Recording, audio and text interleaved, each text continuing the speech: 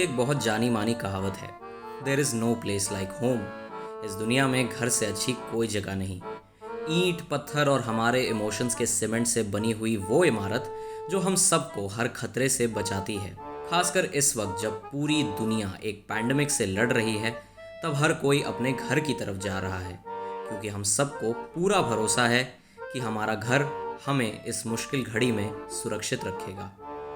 हर इंसान के लिए अपने घर की एक अलग इम्पोर्टेंस और सेंटिमेंटल वैल्यू होती है।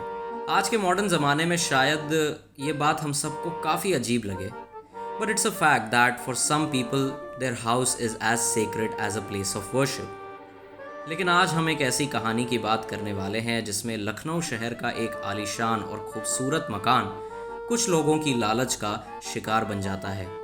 ये घर जिसने पिछले 70 सालों से कई लोगों को पनाह देकर उन्हें पाला और उनकी देखभाल करी, अब उसी घर को एक बिजनेस मॉडल बनाकर नीलाम किया जाता है।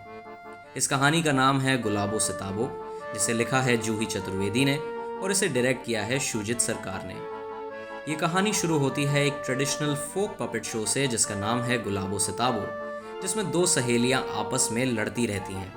इस पपेट शो को एज अ सब टेक्स्ट यूज करके हमारे लीड कैरेक्टर्स मिर्ज़ा और बांके को भी इंट्रोड्यूस किया गया है, जो बिल्कुल गुलाबो सिताबो की तरह हर दिन लड़ते रहते हैं। मिर्ज़ा साहब की उम्र 78 साल है और वो फातिमा महल नाम की हवेली के घर जमाई हैं। बेगम फत्तो यानी फातिमा, जिनके नाम पर यह हवेली है, अपने जन्म से लेकर बुढ़ापे तक इस हवेली की मालकिन रही हैं। लेकिन अब उनकी तबीयत नासाज होने के कारण उनसे उम्र में 15 साल छोटे उनके शौहर मिर्ज़ा साहब इस हवेली के केयर टेकर बन चुके हैं। वो इस हवेली से बहुत प्यार करते हैं, मतलब बेइंतहा प्यार करते हैं। इनफैक्ट उन्होंने फातिमा बेगम से शादी सिर्फ इस हवेली के लिए करी, क्योंकि वो बेगम से ज़्यादा उनकी हवेली से प्यार करते हैं। और अब ये आलम है कि पिछले 70 सालों से मिर्ज़ा साहब ने फातिमा महल के अंदर काफ़ी सारी फैमिलीज़ को एज टेनेंट्स रहने की इजाज़त दी है। He has drowned himself completely in the ocean of greed and has turned the magnificent property into a cash cow. Mirza की उम्र के साथ साथ उनका लालच भी इतना बढ़ चुका है कि वो बस उस लम्हे का बेसब्री से इंतज़ार कर रहे हैं जब उनकी बेगम का इंतकाल हो और इस फातिमा महल के वो एक लौते मालिक बन जाएं। And this is the reason why Mirza refused to have any children. उन सारी फैमिलीज़ में से एक फैमिली है बाके श्रीवास्तव की, जो 70 सालों से मात्र 30 रुपया किराया देते आ रहे हैं। इतना कम किराया होने के बावजूद और मिर्ज़ा के लाख बार समझाने पर भी बाके किराया वक्त पर नहीं देता और हर बार कोई ना कोई बहाना बनाकर किराया देने से बच जाता है। और यही है हमारी गुलाबों और सिताबों की लड़ाई का कारण। And also their relationship resembles a lot with that of Tom and Jerry. जब भी बाके किराया देने से मना करता है, तब मिर्ज़ा उसके लिए नई प्रॉब्लम्स खड़ी कर देता है। कभी अचार की बरनी चुराकर, कभी इलेक्ट्रिसिटी का फ्यूज़ निकालकर, तो कभी बिना बात के पार्किंग का पैसा मांगकर। लेकिन बाके हर बार उस प्रॉब्लम का सल्यूशन निकाल लेता है। एज एन ऑडियंस पहले हमें भी लगता है कि शायद बाके के पास सच में किराया देने के लिए पैसे नहीं हैं, लेकिन हमारा ये डाउट तब क्लियर हो जाता है जब मिर्ज़ा को पता चलता है कि बाके के पास किराया देने के लिए पैसे हो ना हो, लेकिन बिरयानी गर्म करने के लिए माइक्रोवेव खरीदने के पैसे हैं। वी रियलाइज दैट बाके is someone who on one hand desperately needs this house, but on the other hand he never respects this architectural cocoon that has sheltered his family for over 70 years। उसकी ज़रूरत धीरे धीरे उसका लालच बन जाती है।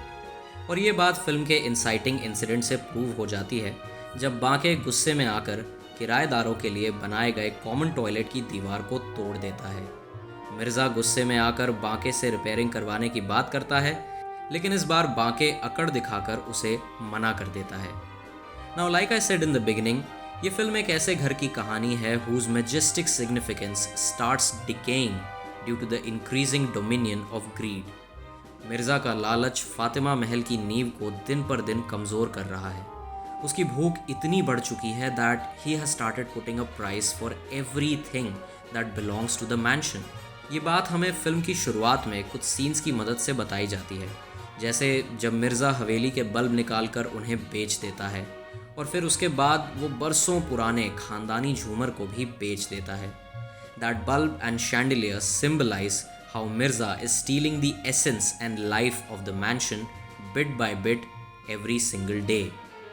इस फिल्म का सबसे पावरफुल कैरेक्टर है फातिमा बेगम, who has been represented as a personification of the mansion. इसलिए जब भी मिर्ज़ा उनसे पैसे मांगता है तब ऐसा लगता है कि वो बेगम के साथ साथ इस हवेली को भी लूट रहा है। फातिमा बेगम ने अपनी पूरी ज़िंदगी इस हवेली में बिताई है। उनके लिए ये हवेली एक मकान नहीं बल्कि उनका घर है। लेकिन जिस तरह इस हवेली की कोई इज्जत नहीं करता, उसी तरह फातिमा बेगम भी सबके लिए और ख़ासकर मिर्ज़ा के लिए सिर्फ एक बैंक अकाउंट बनकर रह जाती हैं। हर कोई फातिमा बेगम की हवेली को अपने फ़ायदे के लिए हड़पना चाहता है। पहले मिर्ज़ा, फिर बांके, फिर सरकार, फिर एक बिल्डर और अंत में वो सभी किराएदार जिनको इस हवेली ने अपनी ज़िंदगी गुजारने के लिए एक छत दी थी। हर कोई अपने बारे में सोचता है, अपनी फ़िक्र करता है, लेकिन कोई भी उस हवेली के बारे में नहीं सोचता। वो हवेली जिसने अपनी शान और शौकत को कुछ लालची लोगों की भूख मिटाने के लिए दांव पर लगा दिया। वो हवेली जो वक्त के साथ नाकदरी की वजह से जर्जर हो चुकी है। और वो आलीशान इमारत जो धीरे धीरे बेहिसाब लापरवाही के कारण एक खंडर में तब्दील हो रही है। मगर कहते हैं ना कि अगर आप किसी चीज़ की रिस्पेक्ट नहीं करो तो वो भी आपकी रिस्पेक्ट नहीं करती। And we should always take care of our loved ones because their presence in our life is truly priceless. ये बात फातिमा बेगम के अलावा किसी और को समझ में नहीं आई और इसलिए हम देखते हैं कि किस तरह सारे जोड़ तोड़ लगाने के बाद फाइनली मिर्ज़ा इस हवेली को बेचने की तैयारी करने लगता है। लेकिन फातिमा बेगम को शुरुआत से ही मिर्ज़ा के लालचीपन का अंदाज़ा हो गया था और वो समझ गई थी कि मिर्ज़ा सिर्फ और सिर्फ उनकी पुश्तैनी हवेली को हड़पना चाहता है। इसलिए क्लाइमैक्स के दौरान जब हर कोई हवेली को बेचकर जो पैसे मिलेंगे उसमें से अपना हिस्सा लेने के लिए कूद पड़ता है, that is the moment when everyone receives the shocking news. बेगम चली गई।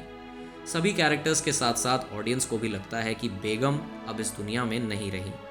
But then we are greeted with an unimaginable revelation that Fatima Begum has actually left the mansion. उन्हें पता था कि अगर मिर्ज़ा के हाथ ये हवेली लग गई तो फातिमा महल अंदर से खोखला होकर तबाह हो जाएगा। इसलिए उन्होंने इस हवेली को ऐसे इंसान के नाम किया जिनसे वो असल में बेइंतहा मोहब्बत करती थी, अब्दुल रहमान। वो इंसान जिसका सच्चा प्यार ठुकरा कर फातिमा बेगम ने मिर्ज़ा से निकाह किया था ताकि वो अब्दुल रहमान के साथ लंदन में सेटल होने के बजाय अपनी हवेली में रह सकें, क्योंकि वो इस हवेली से बहुत प्यार करती थी। और क्योंकि फातिमा बेगम के लिए इस हवेली की कोई कीमत नहीं है, इसलिए just for the sake of formality उन्होंने इस हवेली को मात्र 1 रुपये में अब्दुल रहमान को सौंप दिया और उनके साथ अपनी बची कुची ज़िंदगी बिताने के लिए चली गई। इसके साथ साथ उन्होंने अपने एक लॉयर को उस हवेली का केयरटेकर बनाया। ये वो पल था जब फातिमा महल ने बरसों बाद चैन की सांस ली। गुलाबो सिताबो एक ऐसा सोशल सटायर है जो मटीरियलिस्टिक थिंकिंग और कभी ना ख़त्म होने वाली लालच की भावना पर एक गहरी चोट करता है। और इस कहानी को विजुअली प्रेजेंट करने के लिए येलो और ब्लू कलर का बहुत इंटेलिजेंटली इस्तेमाल किया गया है। The makers of the film have used different shades of yellow to signify various moods and emotions of the characters.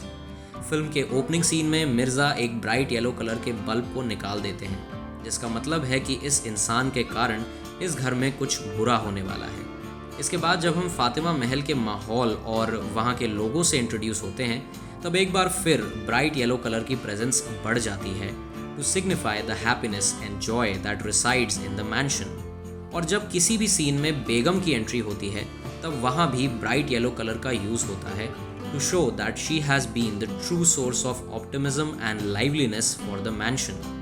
Now you will notice that as the story progresses and we start realizing about the hidden agendas of our characters, जो yellow colour का shade है वो bright से dark में convert हो जाता है।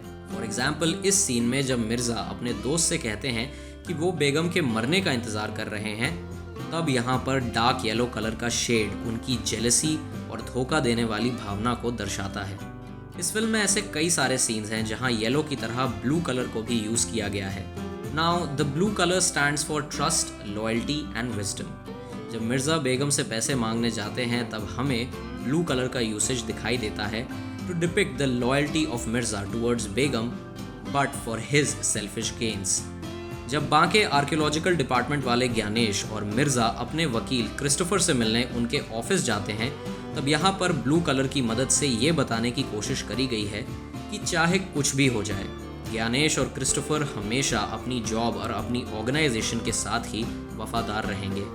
ये दोनों बांके और मिर्ज़ा से ढेर सारे वादे तो कर रहे हैं, लेकिन सिर्फ खुद के फ़ायदे के लिए। And overall if you look at this film, you will realize that these two colors have been used to depict the entire journey of Fatima Mahal and the feelings associated with it. अंत में जब फातिमा बेगम पूरी family के साथ अपना 95th birthday मनाने के लिए उस हवेली में कदम रखती हैं, तब यहाँ भी इस पूरे सीक्वेंस के लिए ब्लू कलर को यूज़ किया गया है to show that in the end the mansion itself decided to stay loyal to its one rightful owner. इस हवेली के दरवाजे सिर्फ उस इंसान के लिए खुले रहे जिसने उसे हमेशा दिलो जान से प्यार किया। Ultimately, the mansion becomes a metaphor for teaching us all a very important life lesson. And I want to say a big thanks to the entire team of Gulabo Sitabo for capturing the city of Lucknow in its pristine grandeur. So guys, what do you think about Gulabo Sitabo? Let me know in the comments, and I will be back soon with another video. Till then, my name is Porish. You're watching the 70mm show. Long live cinema.